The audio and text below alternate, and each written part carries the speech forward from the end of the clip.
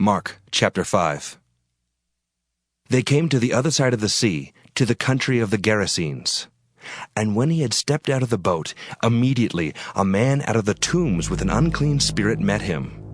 He lived among the tombs, and no one could restrain him any more, even with a chain, for he had often been restrained with shackles and chains, but the chains he wrenched apart, and the shackles he broke in pieces, and no one had the strength to subdue him. Night and day, among the tombs and on the mountains, he was always howling and bruising himself with stones. When he saw Jesus from a distance, he ran and bowed down before him, and he shouted at the top of his voice, "What have you to do with me, Jesus, Son of the Most High God? I adjure you, by God, do not torment me."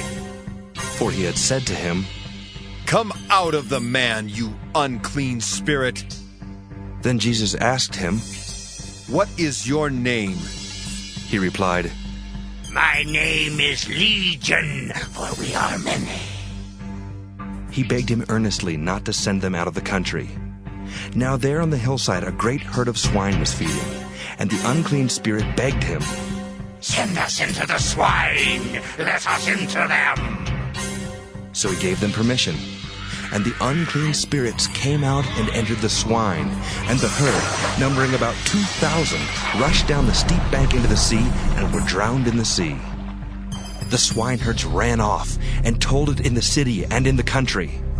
Then people came to see what it was that had happened. They came to Jesus and saw the demoniac sitting there, clothed and in his right mind, the very man who had had the legion, and they were afraid. Those who had seen what had happened to the demoniac and to the swine reported it. Then they began to beg Jesus to leave their neighborhood. As he was getting into the boat, the man who had been possessed by demons begged him that he might be with him. But Jesus refused and said to him, "Go home to your friends and tell them how much the Lord has done for you and what mercy he has shown you."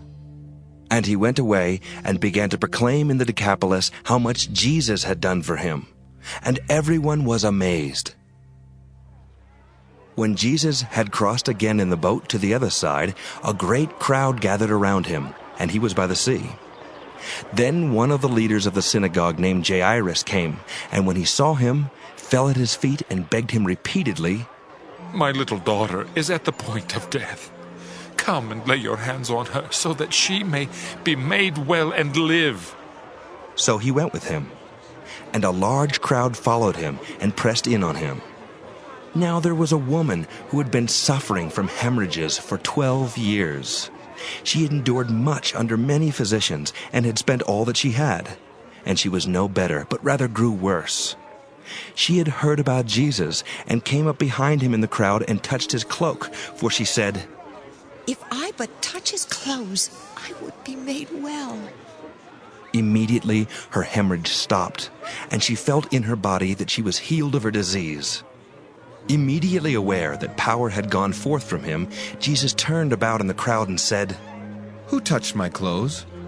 And his disciples said to him, "You see the crowd pressing in on you. How can you say, 'Who touched me?'" He looked all around to see who had done it. But the woman, knowing what had happened to her, came in fear and trembling, fell down before him, and told him the whole truth. He said to her, "Daughter, your faith has made you well. Go in peace and be healed of your disease." While he was still speaking, some people came from the leader's house to say, "Your daughter is dead. Why trouble the teacher any further?" But overhearing what they said, Jesus said to the leader of the synagogue, "Do not fear, only believe." He allowed no one to follow him except Peter, James, and John, the brother of James. When they came to the house of the leader of the synagogue, he saw a commotion, people weeping and wailing loudly. When he had entered, he said to them, "Why do you make a commotion and weep? The child is not dead, but sleeping." And they laughed at him. Then he put them all outside, and took the child's father and mother and those who were with him, and went in where the child was. He took her by the hand and said to her, Talitha cum, which means, "Little girl, Get up." And immediately the girl got up and began to walk about. She was 12 years of age. At this, they were overcome with amazement. He strictly ordered them that no one should know this, and told them to give her something to eat.